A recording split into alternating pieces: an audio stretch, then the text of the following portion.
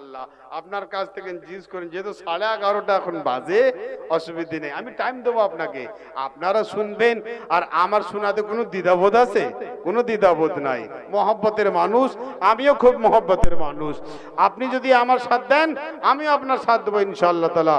মহব্বতের সঙ্গে জোরে একবার নারী তাকবীর দেন, আমার বক্তব্য এখান থেকে আবার একবার আরম্ভ হবে।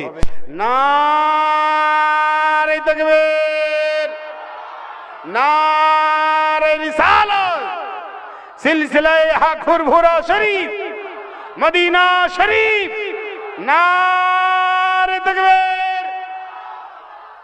এই এলাকার নাম কি চাচা? হ্যাঁ, বাঁশতলা।